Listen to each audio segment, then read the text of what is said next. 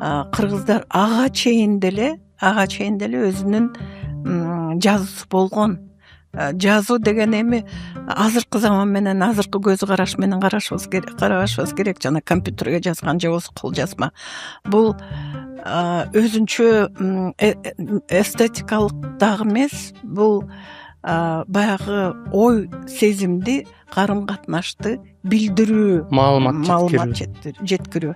Ошондо биздин азыр мына шырдактарыбыз деле, ала кийиздерибиз деле, буюмдарга жазылган кийимдерибиздин узорлору деле ошолордун баары тең прото жазма деп койсок болот.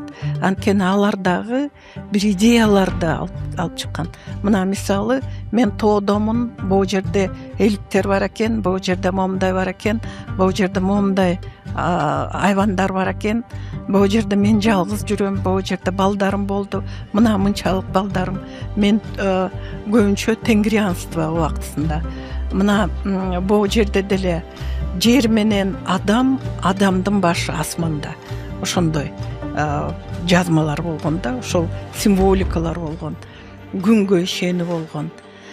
Ошондуктан биз азыркы ал эми бул нерсе кийинчерээк арабтар келгенде, араб жазмасы келгенде акырындап унутулуп калгандагы, кийин биз ошолорду баягы гендик память, генетический память менен биздин кыздарыбыз, биздин жеңелерибиз, апаларыбыз ошолорду килемдерге, ошолорду жер төшөккө, ошо мындай ала кийиздерге, шырдактарга, кийимдерге киргизген. Алар дагы өзүнчө бир информацияны алып жүргөн.